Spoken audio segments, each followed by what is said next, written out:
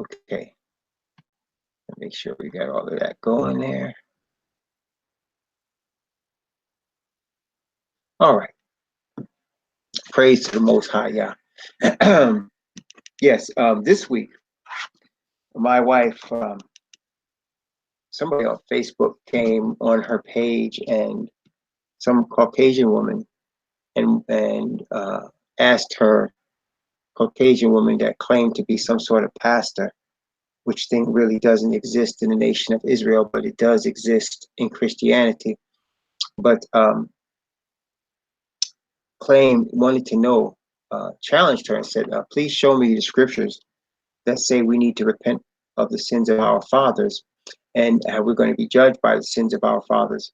So she was, she had a couple of scriptures, but she didn't know off the top of her head the scriptures, and that's a blessing, brothers and sisters. When somebody challenges us in the scriptures and we don't know the answer, guess what?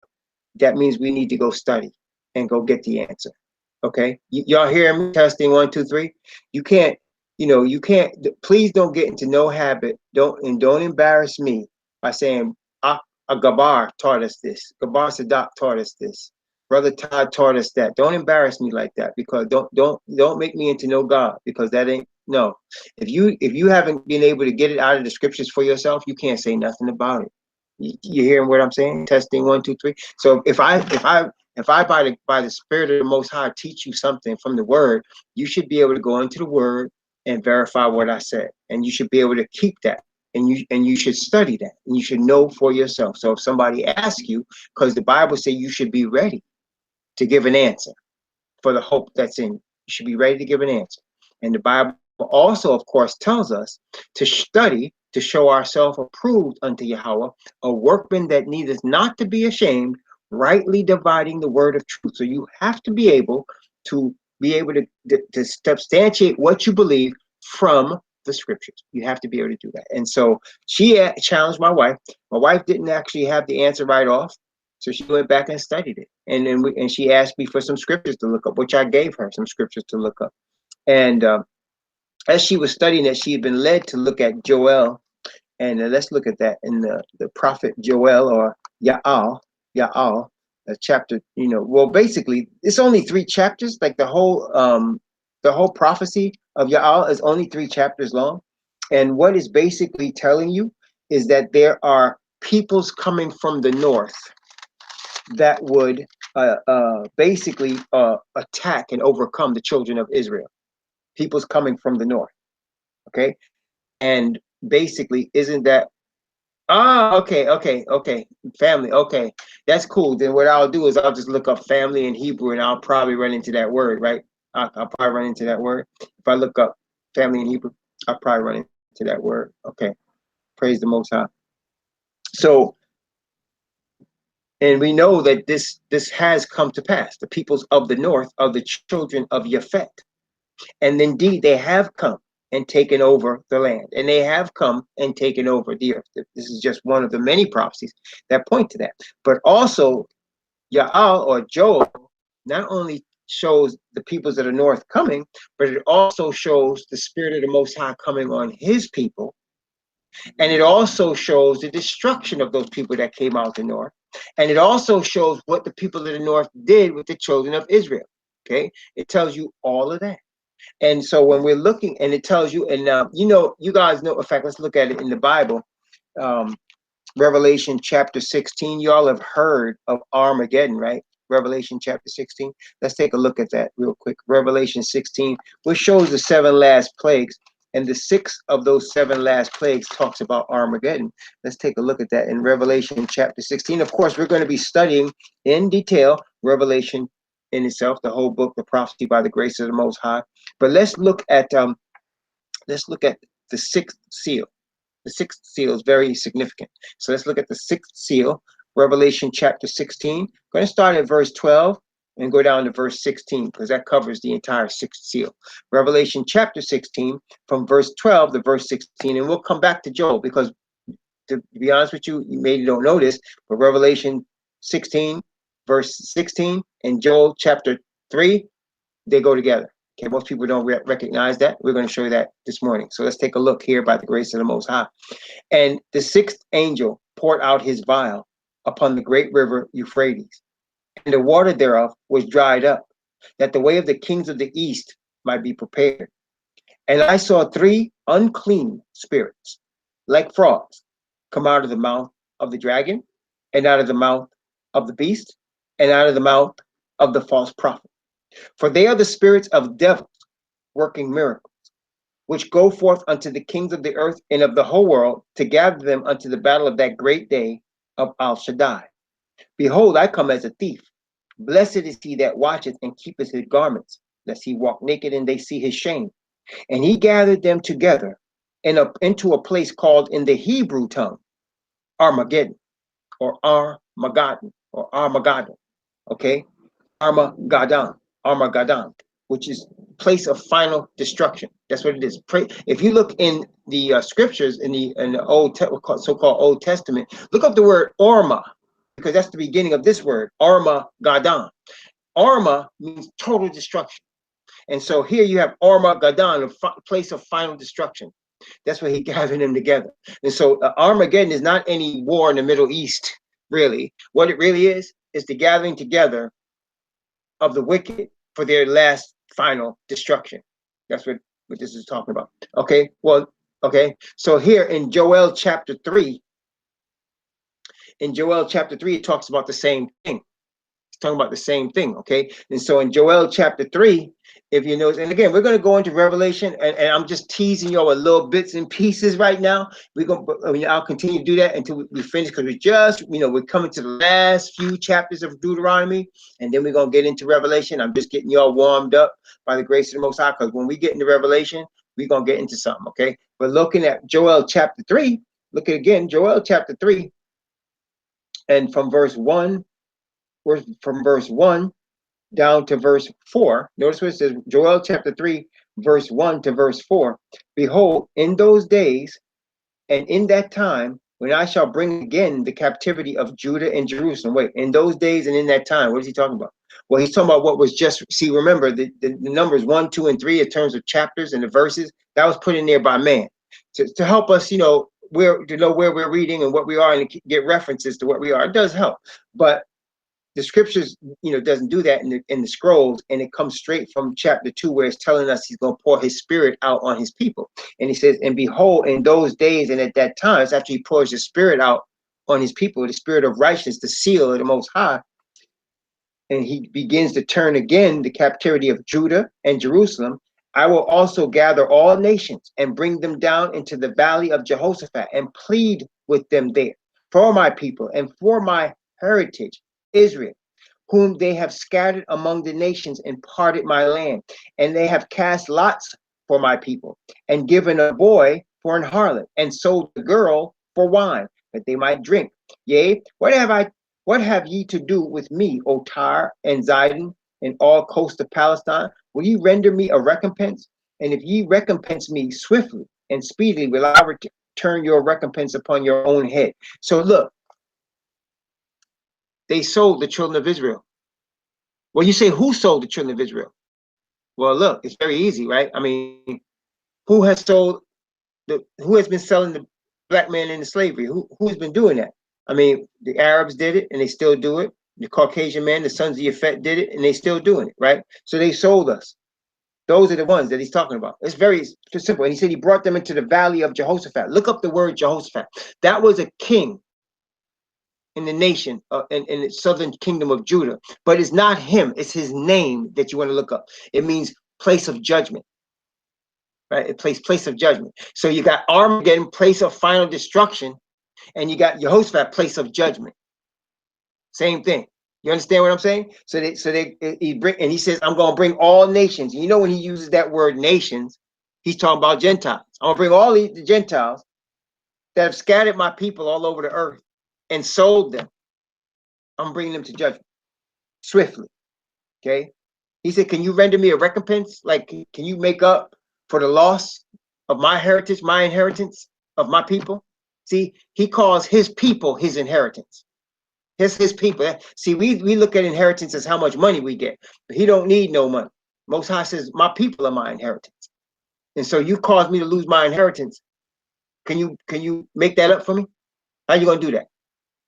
So notice he says in verse 4, so I'm gonna return recompense upon your own head. He said, I got something for you, right? Now verse 5, from verse 5 down to verse 10, because ye have taken my silver and my gold, and have carried into your temples my goodly pleasant things, and the children also of Judah and the children of Jerusalem have ye sold unto the Grecians, that ye might remove them far from their border. Behold, I will raise them up out of the place whither ye have sold them, and return your recompense upon your own head. And I will sell your sons and your daughters into the hand of the children of Judah, and they shall sell them to the Sabians, to a people far off. For Yahweh hath spoken it. Proclaim ye this among the Gentiles, prepare war. Wake up the mighty men. Let all the men of war draw near. Let them come up. Beat your plowshares into swords and your pruning hooks into spears. Let the weak say, I am strong. Wait, when is this? When is this going to happen? You know, Revelation chapter 20. That's what this is. Revelation chapter 20, Revelation chapter 19 and 20, actually. That's what this is. Revelation 19. We talked about this. This is when they're going to try to take the city. They're going to try to take the city. Okay? They're going to surround the camp of the saints. This is the second resurrection. Remember, there's two resurrections. The first resurrection is of the righteous. That's at the Feast of Tabernacles. The second resurrection is of the wicked. That's the judgment. That's when they're going to beat their plowshares into swords and their pruning hooks into spears. They're going to say, he said, let the weak say, I'm strong. They're going to think, they're going to be led by Asatan, and they're going to think they're going to take the city. They're going to think they're going to take over. Sons of Yafet going to lead them. Okay? Sons of Yafet going to lead them. The same ones that are leading the earth right now. They're going to lead them. Asatan going to cause them to lead them. They go, okay, I ain't got to tell you what's going to happen next. Notice again, let's let the word speak. Joel chapter 3 from verse 11 down to verse 16. Assemble yourselves, come all ye heathen. It's very clear that he's separating out the heathen from the children of Israel. It's very clear. And gather yourselves together round about. Thither cause thy mighty ones to come down, O Yahweh. Let the heathen be wakened and come up to the valley of Jehoshaphat. For there will I sit to judge all the heathen round about. Put ye in the sickle, for the harvest is ripe. Hey, didn't we read that last night in Revelation chapter 14? Come, get thou down, and for the press is full. The vats overflow, for their wickedness is great. Multitudes in the valley of decision. For the day of Yahweh is near in the valley of decision. The sun and the moon shall be darkened, and the stars shall withdraw their shining. Then we read about that harp and that sickle. I mean, that sharp sickle last night. Harvest is ripe. This is not for the righteous. This is for the wicked. Their harvest is ripe. They're gonna get what they got coming. Praise the Most High for his truth. And for those of us that want to honor the Most High Yah in obedience to his truth. But upon the rest of the folk, there's going to be a problem. For verse 16 down to verse 21. Yahweh also shall roar out of Zion and utter his voice from Jerusalem. The heavens and the earth shall shake, but Yahweh will be the hope of his people and the strength of the children of Israel. So shall ye know that I am Yahweh your Elohim, dwelling in Zion, my holy mountain. Then shall Jerusalem be holy, and there shall no strangers pass through her any more. No strangers anymore. And it shall come to pass in that day that the mountains shall drop down new wine, and the hills shall flow with milk, and all the rivers of Judah shall flow with waters, and the fountain shall come forth of the house of Yahweh, and shall water the valley of Chittim. And Egypt shall be a desolation. Edom shall be a desolate wilderness for the violence against the children of Judah, because they have shed innocent blood in their land. But Judah shall dwell forever, and Jerusalem from generation to generation. For I will cleanse their blood that I have not cleansed, for Yahweh dwelleth in Zion. There you go. It's basically a short prophecy that tells a lot of what the rest of the Bible talks about, especially the book of Revelation, as we were alluding to, book of Joel. And again, we say the book of Revelation is basically gathering together all the prophets and the law and the Psalms and putting them together to make prophecy about the end time. That's what the book of Revelation does. And so here's, you wanted Joel chapter 3, there you go. Joel chapter 3. Praise the Most High Yah. But we're studying today Deuteronomy chapter 30. And like I said, powerful chapter. We just finished chapter 29 last night. The things that are revealed to us, and gall and wormwood. We talked about that. We studied chapter 28, which is the book of the chapter of the awakening, chapter 28 of the book of Deuteronomy. No, we're not doing the scriptures this morning, Akath. We're just going to go straight into the scripture. We're going to go straight into the Bible right now. Okay, so Deuteronomy chapter 30. We read this every week. And I can't really read it too much. Okay, no, thank you. I got it. 4940. I got it. Thank you. Okay, got it. Thank you. Thank you, I appreciate that. Yeah, Deuteronomy 30 is a very powerful chapter. And let's read it. Deuteronomy chapter 30, from verse 1 down to verse 3. Deuteronomy chapter 30, from verse 1 to verse 3. And it shall come to pass, when all these things are come upon thee, the blessing and the curse which I have set before thee, and thou shalt call them to mind among all the nations, whither Yahweh thy Elohim hath driven thee, and shalt return unto Yahweh thy Elohim, and shalt obey his voice, according to all that I command thee this day, thou and thy children, with all thine heart and with all thy soul, that then Yahweh thy Elohim will turn thy captivity and have compassion upon thee, and will return and gather thee from all the nations whither Yahweh thy Elohim have scattered thee. I'm going deliberately slow because I want you to really hear each word. I want you to really hear each word, okay? Because this is a prophecy. It really is. He says, and notice the beginning, he says, and it shall come to pass. Okay? What does that mean? That means it hasn't happened yet.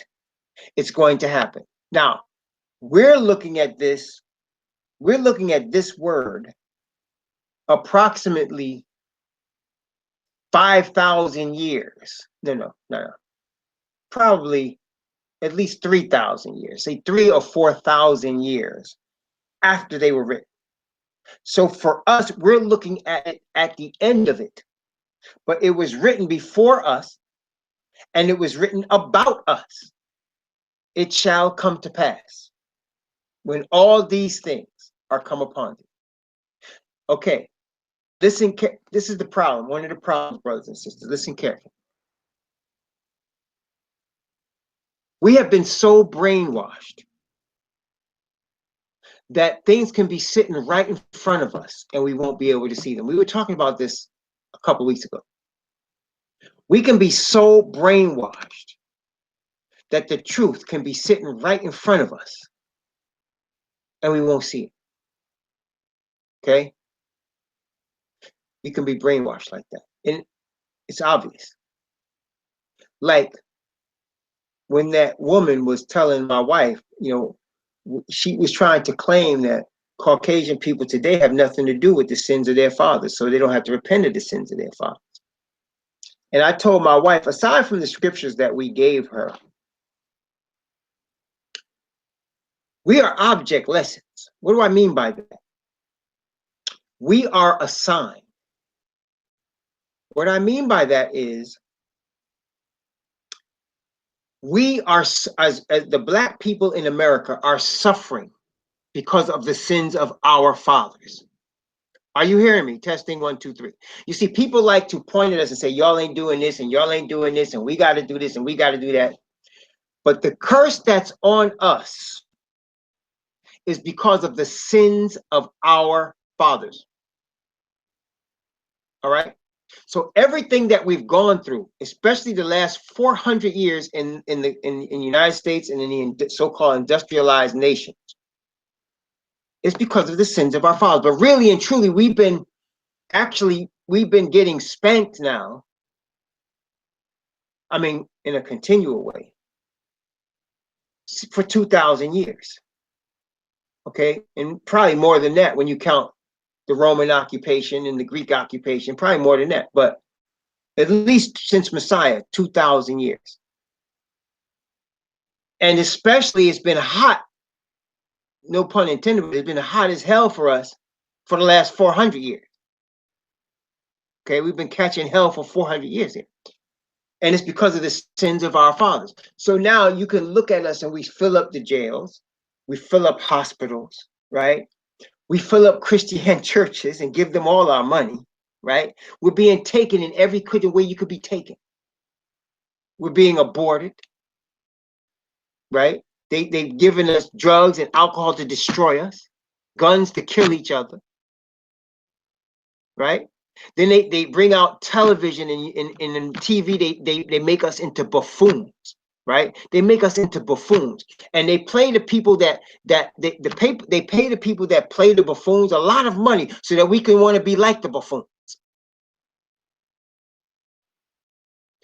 And so with all of this, it's a sign. What do I mean?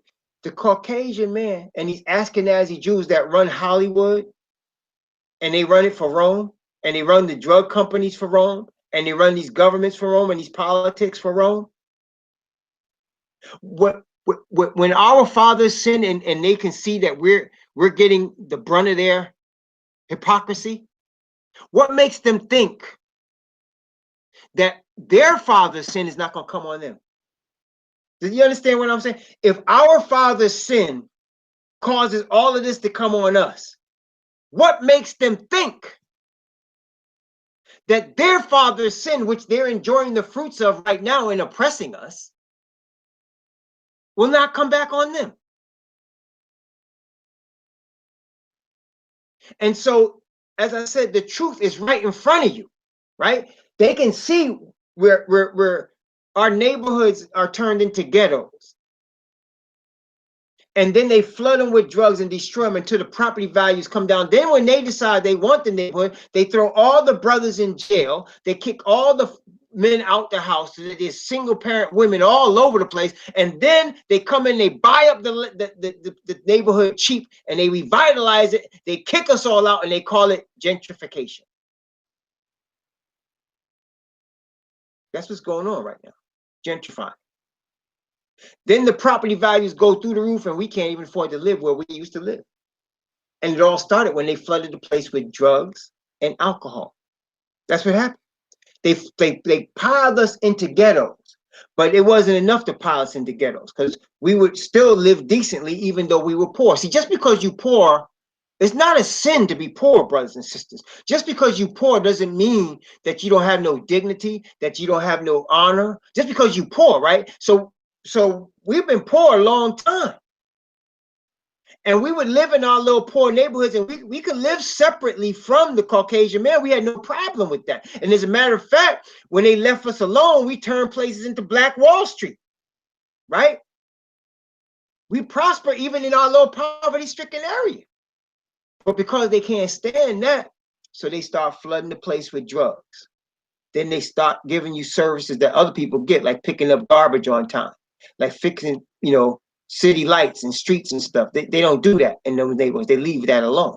Then they bring cases, and I mean cases of guns and ammunition, and they get the kids to be run by these leaders that they done trained in jail to be gang leaders. And these grown men come out there and they lead these young kids and they deal these drugs, and it's a war zone now. Then they look and they say, see how they act like animals? That's what they say. See, after they flooded the neighborhood with drugs, they flooded the neighborhood with guns. They turned us from just being poor to being poor and desperate because we can't get no job. Then they substandardized the schools. So you don't have no education. You can't get a job. And even if you see, when in the 80s, I was a young man in the 80s. And I don't know how many of y'all was alive in the 80s, but I mean, was grown, I mean. But in the 80s, right, they used to tell you, you know, you need to get an MBA if you want to get a good job. You need to get an MBA. They say you need to get an MBA. If y'all remember that, they say MBA is the way, right? So a lot of brothers and sisters, they say, oh, is that the way? And you've seen brothers and sisters breaking their neck to get MBAs. Now you got a whole bunch of us MBAs. They say, oh no, that's not good enough. You can't, no, yeah, no. Sorry, yeah, no. Yeah. Or you can get a job, but you can get a job with somebody else got a bachelor's degree and get a job. They're always moving it. See, the whole game is built for you not to get ahead. And the Most High allows that because he doesn't want you trusting in Babylon's way of getting ahead. You understand? He doesn't want you trusting in that. So what makes them think that this Babylonian empire that they have built off the backs of the children of Israel, what makes them think that they're not going to get spanked because of the sins of their fathers? I mean, that's what you call cognitive dissonance. And that's what the truth is right in front of you, and they can't see it, right? So here we are, and we see the things happening to us, and we're still asking why. But the truth is right in front of us. If my people, which are called by my name, shall humble themselves and pray and seek my face, then will I hear from heaven and will forgive their sin and will heal their land. Wait a minute. Isn't that what it said? If you turn from your iniquity, it says it shall come to pass. When thou shalt, it says, thou shalt call them to mind among all the nations. Call what to mind? Call to mind where you come from. Call to mind the sins of your fathers. Call to mind how you got here. How you got in this situation. He's trying to tell you it's right in front of us. But the problem is most people don't want to receive what's right in front of them. That's really the problem, brothers and sisters. Why? Lots of reasons, but it comes down to pride. It comes down to that. Pride. There are some that say, I want my kingdom right now. I want my kingdom right now. And they go out here looking for these Federal Reserve notes to try to get their kingdom right now.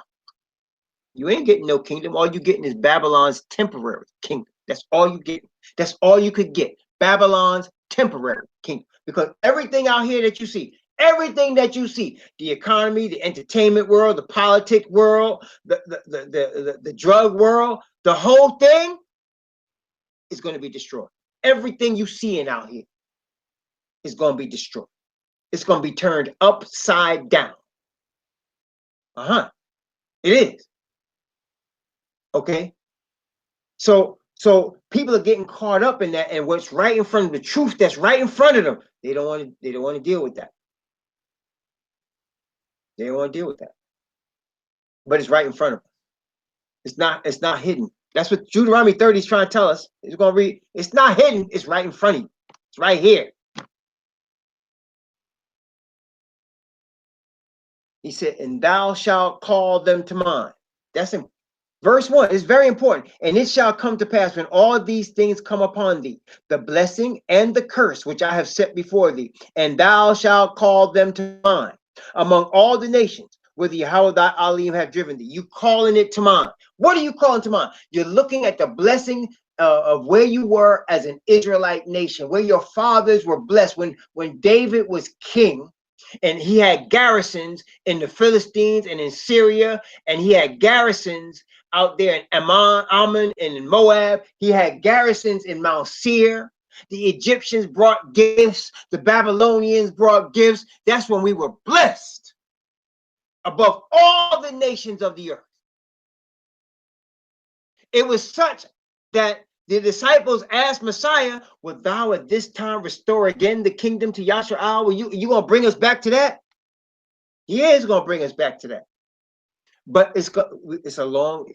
Daniel said the prophet Daniel was told by the angel Gabriel, but the time is long. The time is long, and yeah, it's been long. 2,000 years long. We're going to read about that when we study Revelation. The time is long, and we at the end of the 2,000 years. We're at the end of it. And so, brothers and sisters, it's right in front of us. This is not a time for us to be searching for things that like we talked about last night. The secret things belong to Yahweh, but the things that have been revealed, the things that's right in front of you, that belongs to you. You need to grab that. The righteousness of Yah belongs to you. Thou shalt call them to mind. See, brothers and sisters, it's very important to our enemies that we don't know who we are. Did you hear what I said?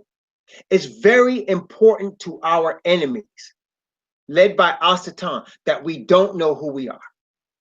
Because as long as you don't know who you are, chapter 30, verse 1 don't mean anything to you. It don't mean anything to you if you don't know who you are. What? Call to mind what? They're going to say, call to mind what? That your fathers were Israelites. No. I've been Baptist since, my pappy was Baptist, my grandpappy, my great grandpappy, we've been Baptist for a long time. No. That's not talking about that. No, we've been Catholic a long time.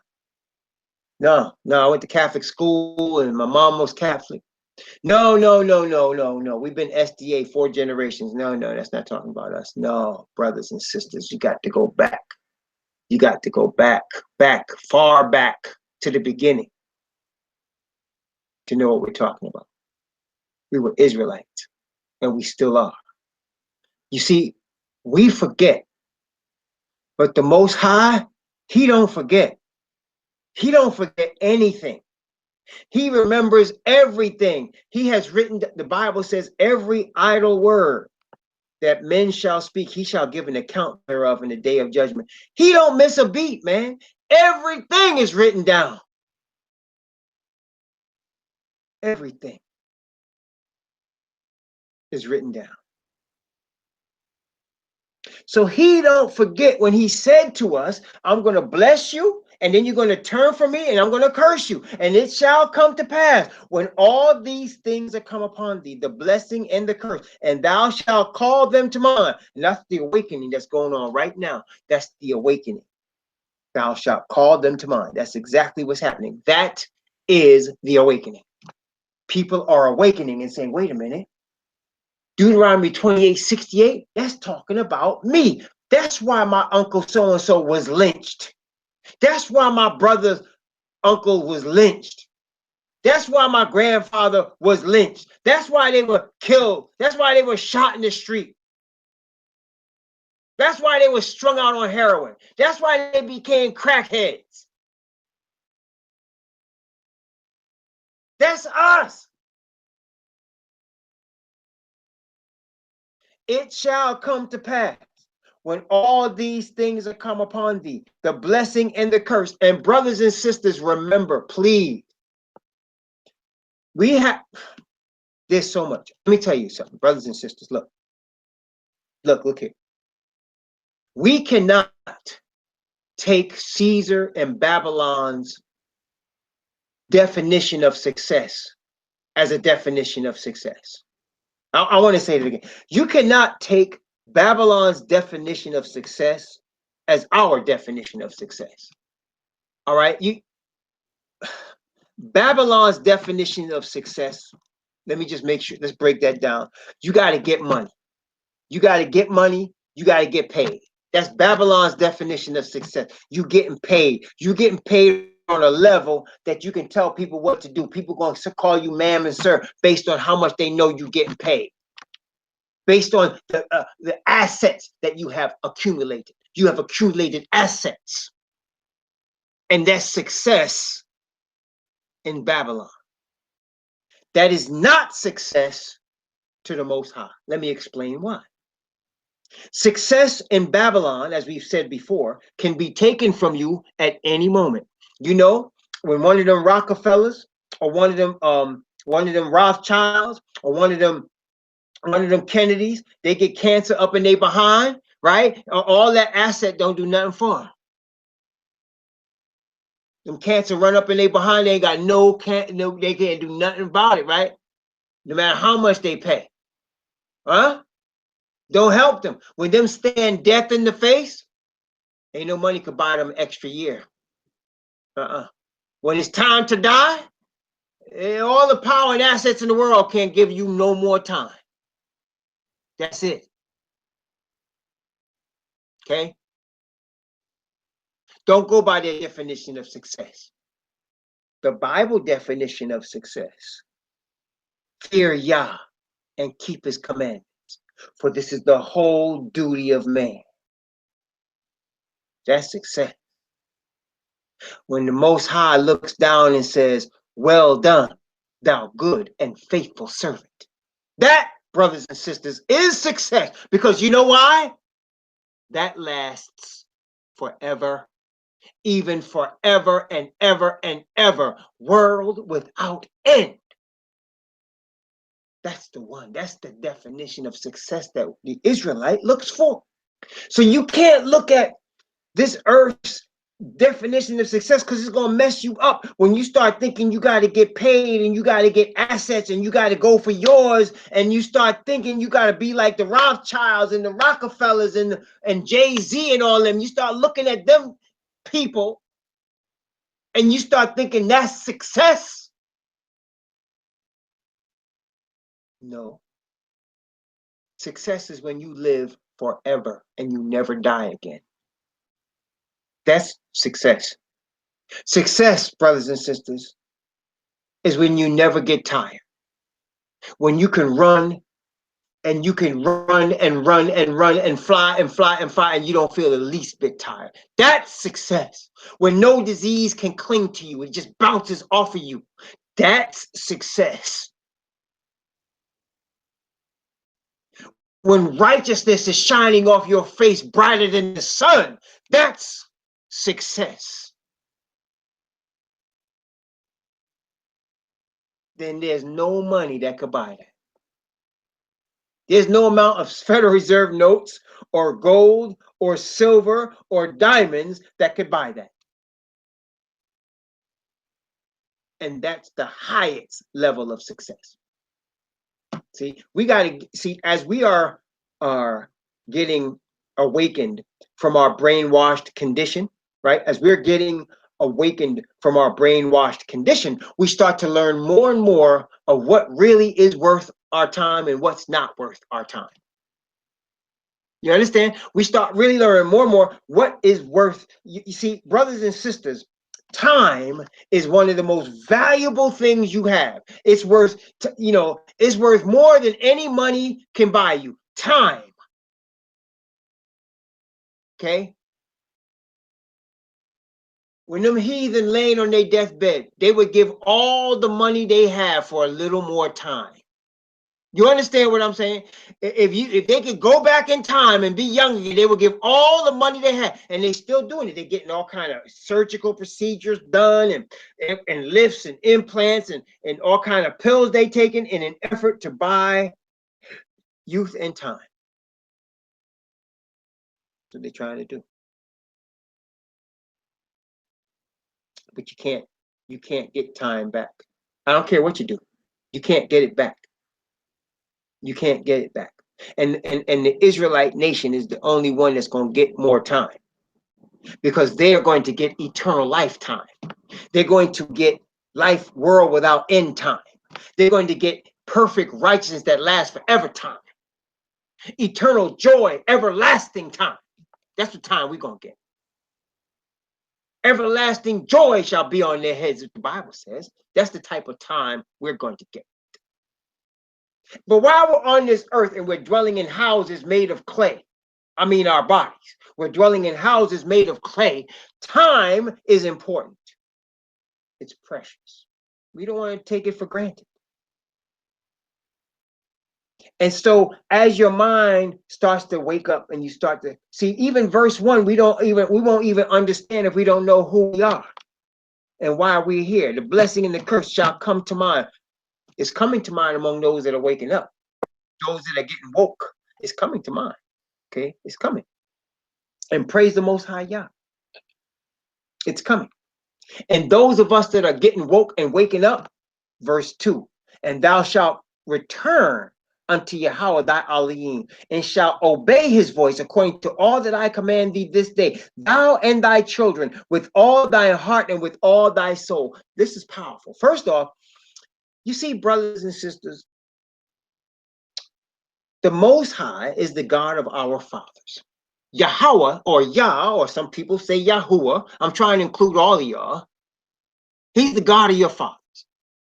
You're Israelites, and he was your father's God.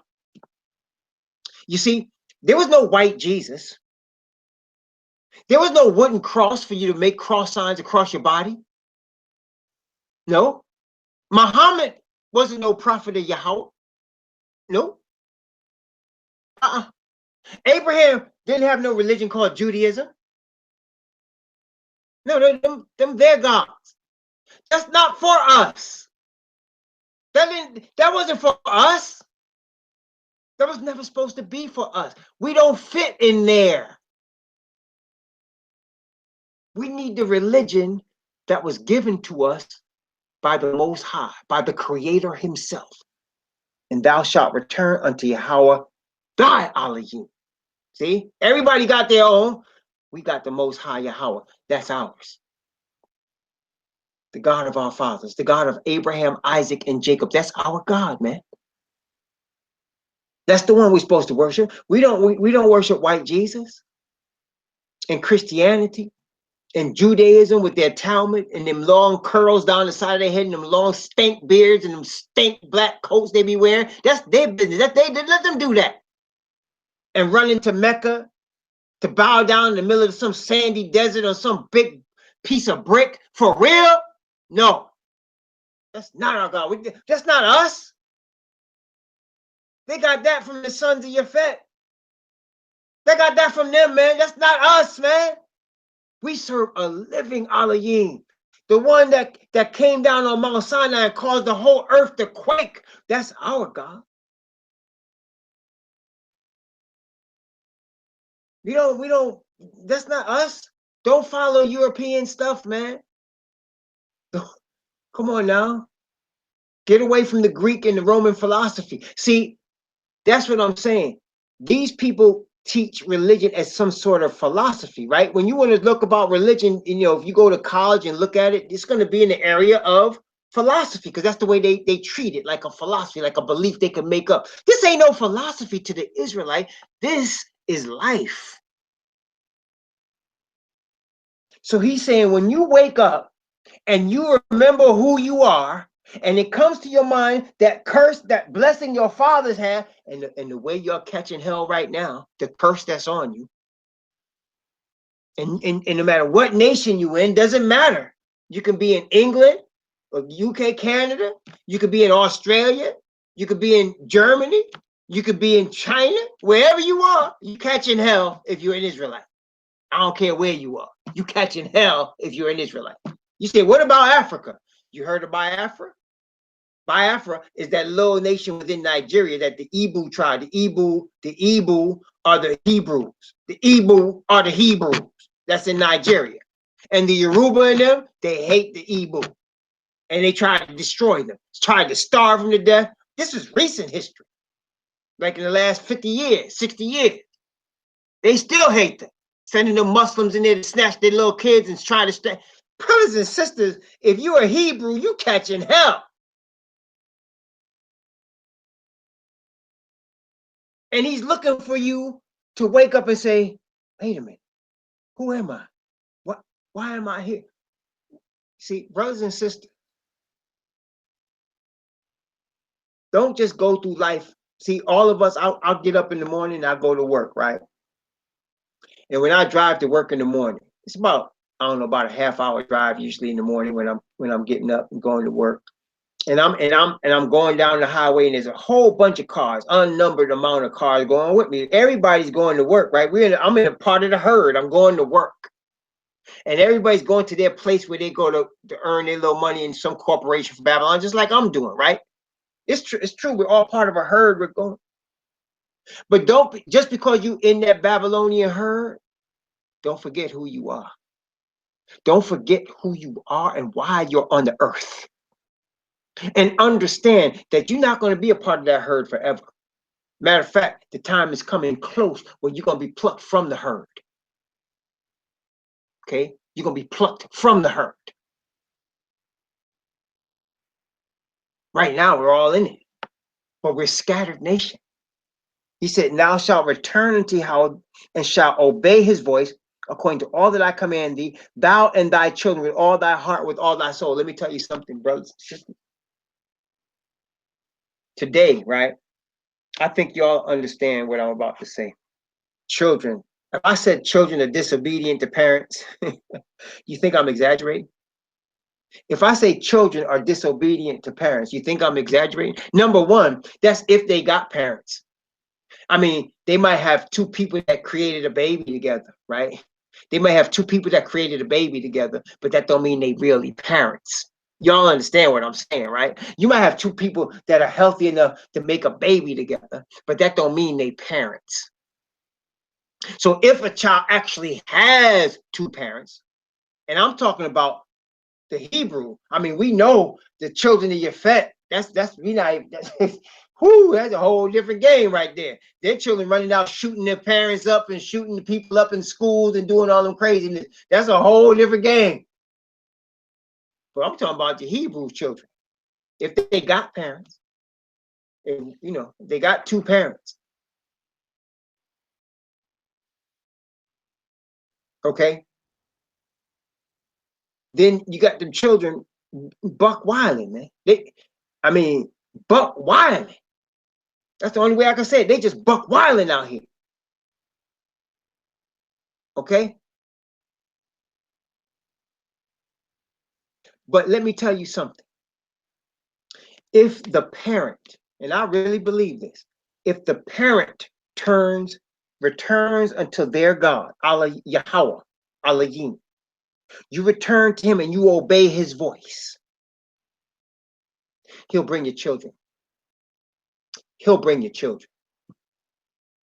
He said, thou and thy children. You can't force your children. I mean, you already know that. You can't force your children to obey the Most High. You can't do that, especially if your children grown. Nope. But you can pray for them and you can obey the Most High. Regardless. Remember, we're in Babylon. Our children, like us, are brainwashed in the Babylonian system. That's where we are. Our children are brainwashed in the Babylonian system, just like us. So we have to awaken first and return to the Most High Yah and tell our children when they come to ask you, what is this? What are you doing? I'm returning to the God of our fathers. Who is that? Your father's Abraham. Your father's Isaac. Your father's Jacob. That's who your father is. You come from their lineage. That's where you from. Yep. Even them. Grandkids too. If you're faithful, you ain't got to beat them over the head. All you got to do is be faithful and wear the righteousness of Yahweh. Just wear his righteousness. You see, brothers and sisters, Messiah said, no man can come to me except what? What did he say? He said, no man can come to me except what? Except my Father draw him. That's what he said. No man can come to me except my Father, who is greater than I, draw him. That's what Messiah said. That's what he said. No man can come to me except my Father draw. How does the Father draw? By his Spirit. By his Spirit. That's how the Father draws. By his Spirit. All right. Notice again, Gospel of John, chapter 6. Gospel of John, chapter 6. Right in front of us, man. Check out what's right in front of you. The word is right in front of you. Notice again. Gospel of John, chapter 6. I'm going to begin at verse 34. And I'm going to read from verse 34 down to verse 41. Notice what it said. Then said they unto him, Master, evermore give us this bread. And Yahushua said unto them, I am the bread of life. He that cometh to me shall never hunger, and he that believeth on me shall never thirst. But I said unto you that ye also have seen me and believe not. And all that the Father giveth me shall come to me, and him that cometh to me I will in no wise cast out. All that who the Father giveth to me shall come to me. And this is the Father's will, which have sent me, that of all that which he hath given me, I should lose nothing, but I should raise it up again at the last day. This is the will of him that sent me. He says it several times, that everyone which seeth the Son and believeth on him may have everlasting life, and I will raise him up at the last days. The Yahudim then murmured at him because he said, I am the bread which came down from heaven. Messiah is the bread of life. The Father sent him. The Father has him to be righteousness for us. And through him, we obtain the Father's righteousness. He is the filter by which the Father can deal with us. Without him, the Father would just destroy us. So the Father, not willing to destroy us, he put a Hebrew Messiah between him and us of perfect righteousness that can deal with us and deal with him. As Job says, he has the daysman that can lay his hand on us both. On the Father on one side, on us on the other. That's Messiah. And he said the Father gives him his people. Okay? So when your Father calls you, he's calling you to return to him. And so you tell your family, you tell your children. I went out there to Minnesota. I love my oldest boy. I love him. No, listen to me carefully. I love all my children, but my oldest boy got a problem. He hates himself. And I gotta admit, I must have taught him something bad. I must have, because he think he got it, he's a Hebrew. And listen here, I'm not saying that all white people are devils, but he seemed to think that his salvation is in white women. I mean, that's just what he just hates himself. Okay, he seemed to think his salvation in white women. And me and him, he and I, we know we're gonna bump heads, right? So I call him a coon right to his face. He knows that. I say, you a self-hating coon, and I'm gonna pray for you. And listen, my son or not, I love him, but you know what? We got to speak it plain. You understand what I'm saying? Listen here. I can't have my children's blood on me, right? So I got to speak it plain. I say, you a self-hating coon. And you know what? He run from one Caucasian woman to another. So this time, check it out. This is what happened. He was with this Caucasian woman, and I told him, I said, you better leave that garden tool alone. I said, you better leave that garden tool alone, because that's what she was. Well, he stayed with the garden tool, had 2 children with the garden tool. Then he found out she was indeed a garden tool, messing around with some other dude, having some other dude up in her, as she having my son too. So finally, he woke up to that, right? Then he run to another Caucasian woman. But the problem is, I've been praying for him, right? I've been praying for him. So this Caucasian woman that he run into this time, this one here, this one's real. I think this one might become an Israelite. That's how I'm saying. He run into the wrong one. See, he was running for Caucasian flesh, but he ran into this white woman that might come to the truth. Okay. And he, and I told him, I said, you know what? You better start getting real, because that woman ain't gonna stay with you long if you hate yourself.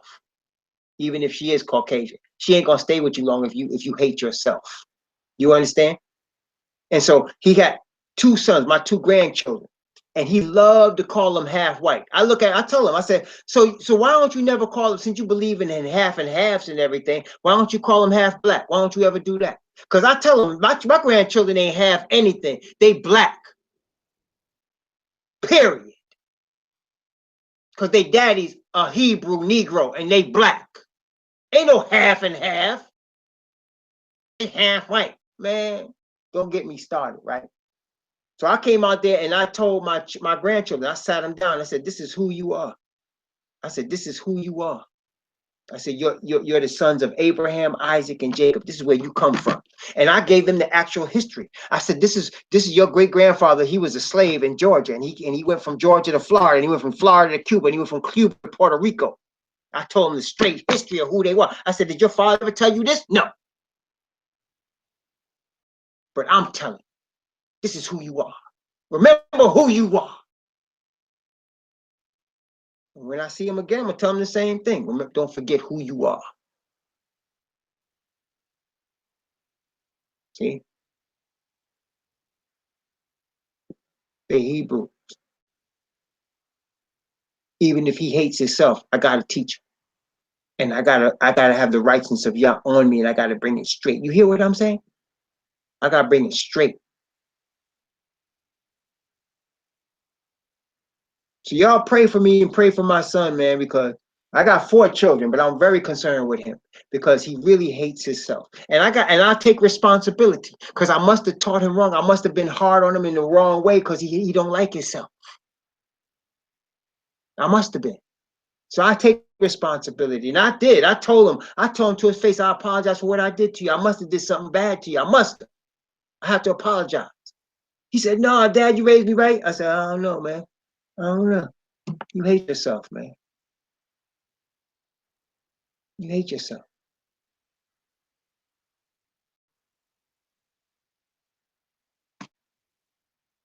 See? I don't know. So I keep him in prayer. I keep him in prayer. I'm going to type it up there for you. Keep him in prayer. All right? If y'all wouldn't mind. You know. So I'm just saying. You got to know who you are. Your children and your grandchildren will get blessed after you. If you know who you are. Okay? If you know who you are and you are wearing the spirit of your father's righteousness, it will come. You ain't got to worry about it. I mean, I do worry for my son. I think it's natural. But I pray and I trust. I trust the righteousness of Yah. I trust it. And brothers and sisters, this is why I'm telling you, you can't have Christianity or somebody's denomination or somebody's camp. You can't, that's going to only hinder you. You got to be free of all of that. And you got to have you and Messiah straight on. You see, brothers and sisters, when the apostle Shaul met Messiah, he had been a Pharisee of the tribe of Benjamin, and he was a teacher, a Hebrew of the Hebrews. He had been taught by one of their great teachers, Gamaliel.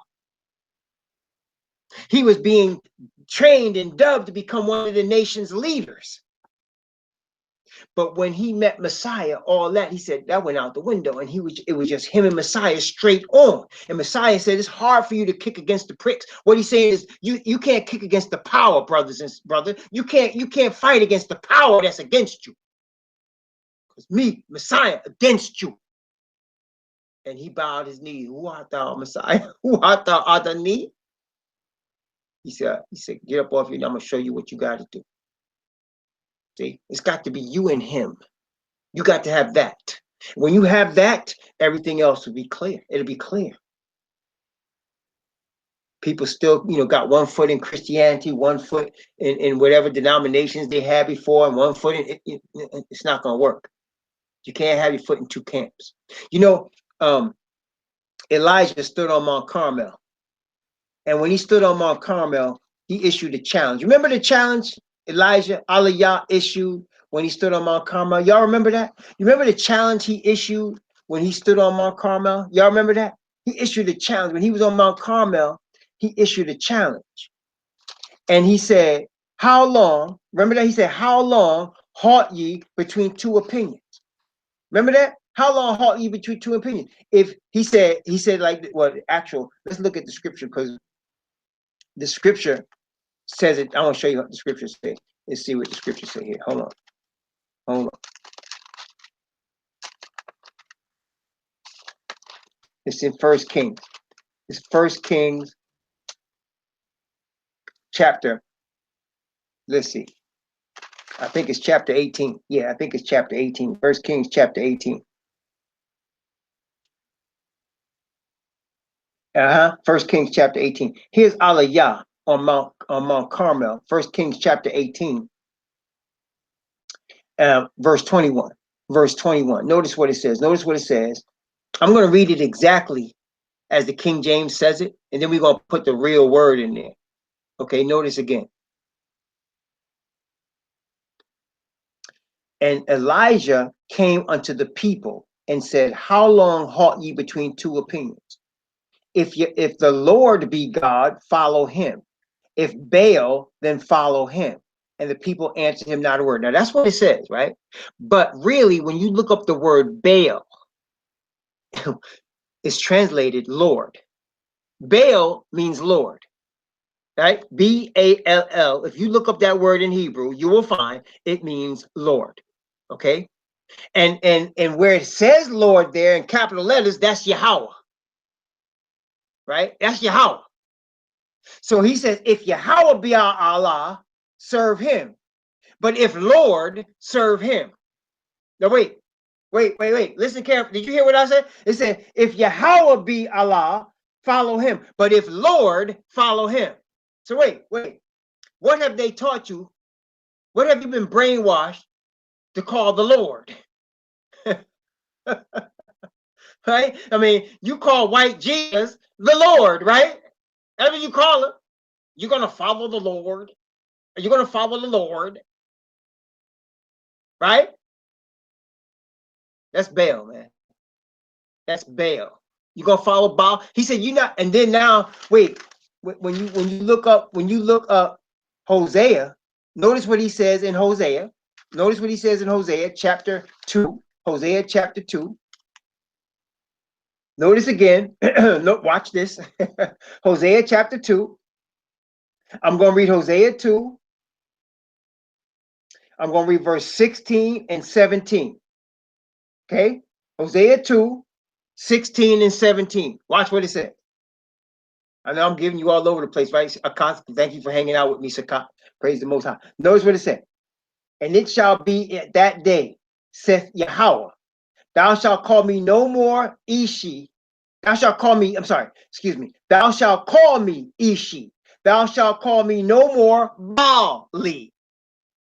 For I will take the way away from the names of Baalim out of her mouth, and they shall no more be remembered by their name. So see, you're not going to call me Lord.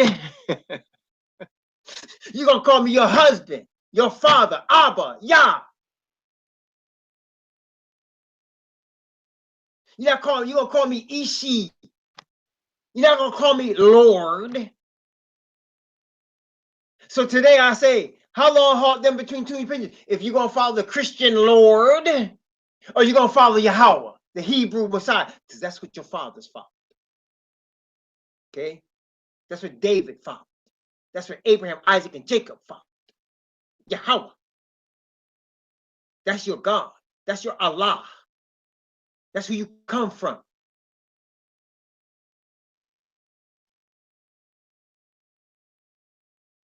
Okay? Yeah. They was calling on the Lord. And you know, they had a God. They called it Baal Barith. It's very interesting. They call it Baal Barith. That was the God they had, that the Philistines, one of the Philistines' God, they call it Baal Barith. And they had actually set it up in Israel. When Jephthah came out and the Most High said, knock that mess down, right? And Jephthah was scared to knock it down during the day. So he came at night. This is in the book of Judges. He came at night and he knocked it down. In fact, let's look at it. Let me show you the book of Judges, man. Let me show you. Book of Judges. Jephthah came and he knocked that thing down at night. And man, they were mad. Notice this. This is Judges chapter 9. Okay, watch this, man. Judges and the names. I'm just reading the names of these people, man. Check this out. Judges chapter 9. I'm gonna start at verse 44. Wait a minute. Hold on. Wait. Let me make sure. Hang on. Wait. That may not be it. That may not be it. That's another one. That's another one. No, that's another one. That's another one. That's another one. Here it is. It's Judges chapter 6. Judges chapter 6. Gideon. Judges chapter 6. That's right. It's Gideon. I thought it was Jephthah. It's Judges chapter 6. Right. Watch this now. This they have been they worshiping, you know, Ishtar, and they worshiping Baal and all this stuff, right? Most High called his prophet Gideon. And notice what it said.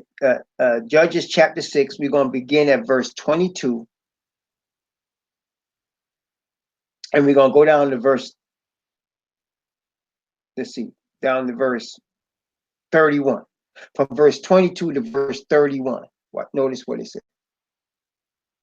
And Gideon perceived that he was an angel of Yahweh. And when Gideon perceived that he was an angel of Yahweh, Gideon said, Alas, Adani, Yahweh, for because I have seen an angel of Yahweh face to face, and Yahweh said unto him, Peace be unto thee. Fear not, thou shalt not die. Then Gideon built an altar there unto Yahweh and called it Yahweh Shalom. Unto this day it is yet an Ophrah of the Abizarites. And it came to pass that same night that Yahweh said unto him, Take thy father's young bullock, even the second bullock of 7 years old, and throw down the altar of Baal that thy father hath, and cut down the grove that is by it, and build an altar unto Yahweh thy Elohim upon the top of this rock, and in ordered place, and take a second bullock and offer the burnt off sacrifice with the wood of the grove which thou shalt cut down. Then Gideon took 10 men of his servants and did as Yahweh said unto him. And so it was, because he feared his father's household and the men of the city, that he could not do it by day, that he did it by night. He would go out there. Most High would have had him go out there in the middle of the day and do it, but he said, no, I'm going to go out at night and do it, right? And the men of the city rose early in the morning, and behold, the altar of Baal was cast down, and the grove was cut down that was by it. And the second bullock was offered upon the altar that was built. And they said one to another, Who hath done this thing? And when they inquired and asked, they said, Gideon, the son of Yaash, hath done this thing. And then the men of the city said unto Yaash, Bring out thy son, that he may die, because he hath cast down the altar of Baal, because he hath cut down the grove that was by it. And Yaash said unto all that stood against him, Will ye plead for Baal? Will ye save him? He that will plead for him, let him be put to death while it is yet morning. If he be a god, let him plead for himself, because one hath cast down his altar.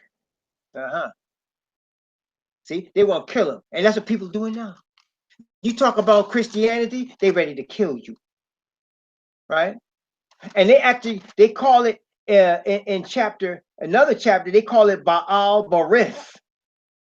Baal Barith. In fact, it's in chapter 8 and verse 33. Chapter 8, verse 33, they call it Baal Barith. Now, this is interesting. Notice Judges chapter 8, verse 33. Judges 8:33. Watch this. And it came to pass, as soon as Gideon was dead, that the children of Israel turned again and went a whoring after Balaam and made Baal Barith their god. Do you know what Baal Barith means? Wait, do you know what Baal Barith means? Barith means covenant. And Baal means Lord. So they called their idol Lord of the Covenant. That's what they called the idol. Lord of the Covenant. That's what they called the idol. You know why? Now you see why he don't want you calling him Lord. He don't want you calling him Lord. That's not his name. If you're going to use that term, you could use Adani. It means master. Adani. Did you hear what I said? Adani. It means master. Adani. My master. Or you can call him by his name. Yahweh, that's his name. Most High, that's who he is. I call him Baal. Baal Barith, Lord of the Covenant. And we're going to kill an Israelite because of the paganism. Brothers and sisters, this is where we at today now. They don't know who they are. So they can't appreciate Deuteronomy 30. Thou shalt return to Yahweh thy Elohim. You can't appreciate that if you don't know who you are. You'll be fighting for Baal. Matter of fact, it's March now. It's March now. You know what's coming up, right? Ishtar. Ishtar. Easter eggs and bunny rabbits. That's what's coming up right now. Ishtar. And if you don't if you're not down with it, man, you're a fanatic. Something wrong with you. You ain't going to the sunrise service? What's wrong with you, man? You better come back to church. You better leave them fanatics alone and come back to church.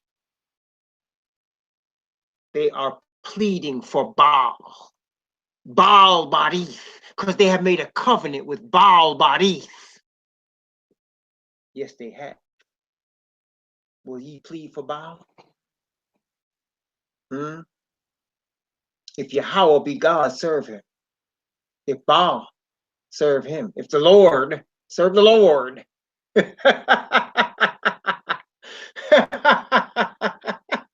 Go on, serve the Lord. Next time you hear people talk about the Lord, you know they talking about Baal. Huh? He said, I'm going to take the name of Baal out of your mouth. I'm going to be Ishi, your husband.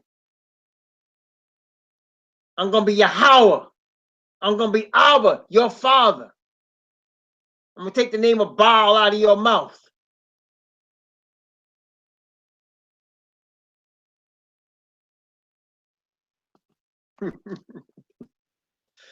Ah, man. Well, we don't know, all we got is like the first 3 verses. So let's get that 3rd verse. Deuteronomy chapter 30, man, because, man, I'm telling you, it's powerful. Notice, okay. So when these blessings and curses come upon you and you call them to mind here in the United States, you in the UK, you in Canada, you in Australia, all the nations where you scattered, you in Jamaica, down there with the Rastafari worshiping Haile Selassie, the dead man. That's another thing, man. Oh my gosh. I'll be like, I'm Jamaican. I'm Jamaican. Okay. I'm Jamaican.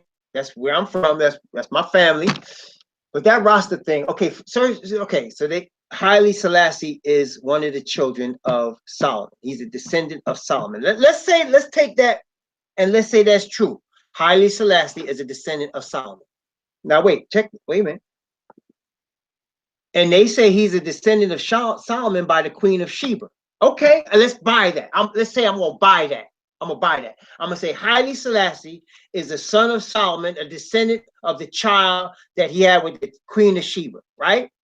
Now, let me ask you, listen carefully. Can y'all hear me? Test 1, 2, 3. Make sure you can hear me now.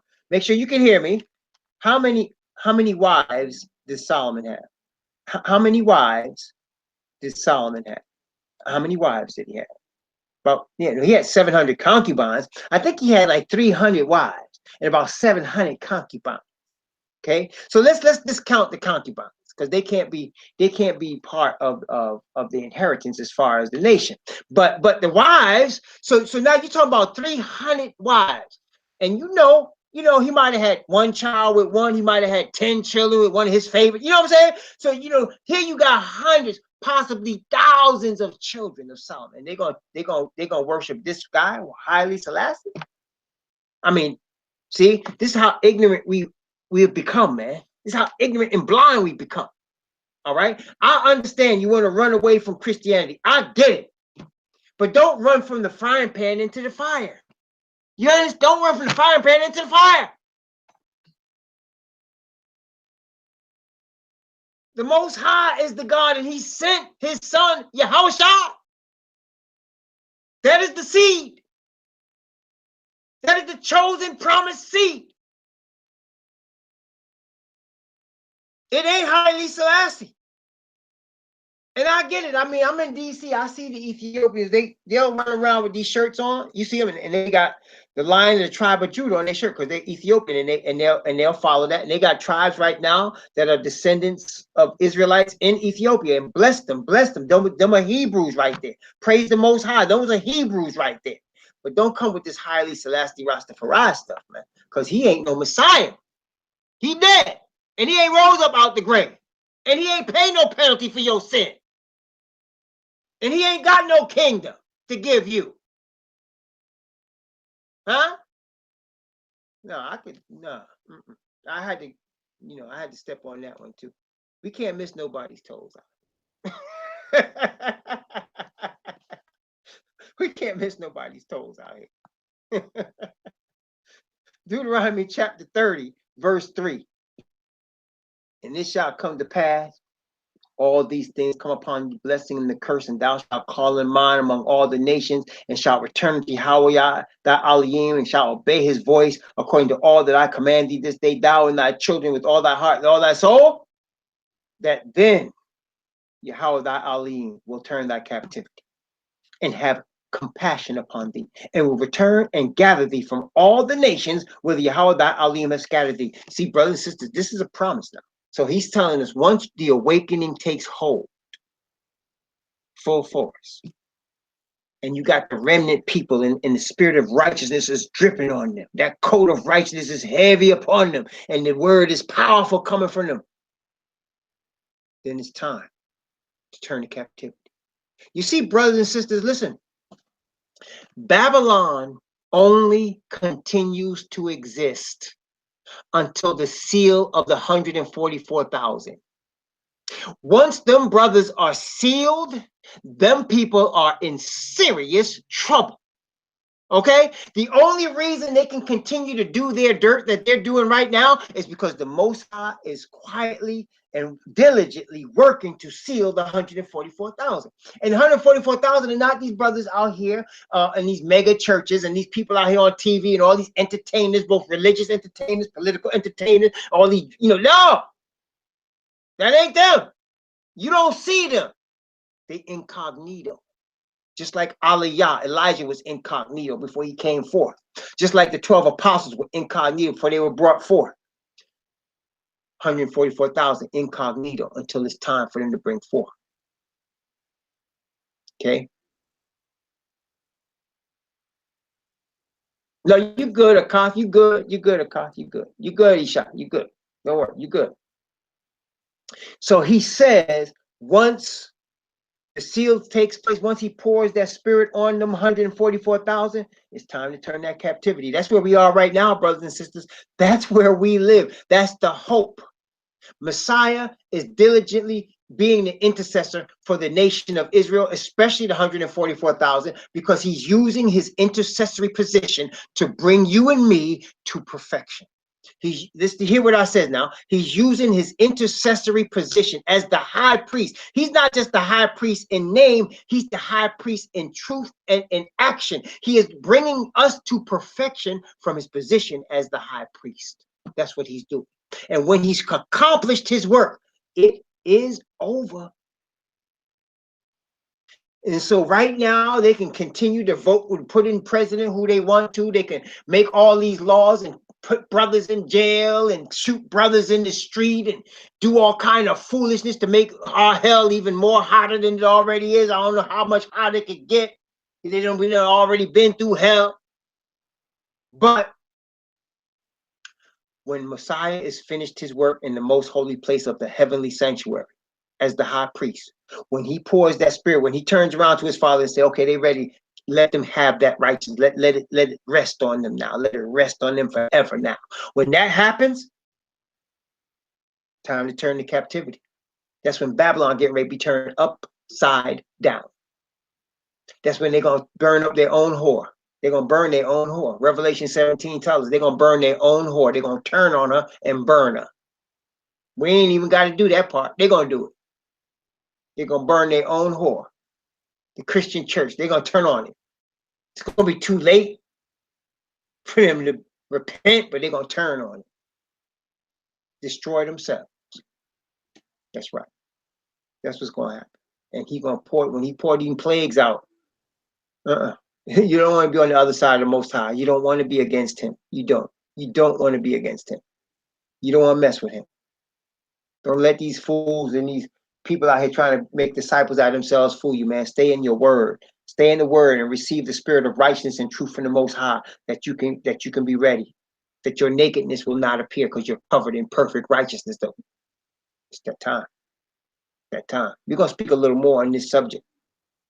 Let's have a word of prayer and let's stop this part right here. We're gonna come back. Most High Yahweh.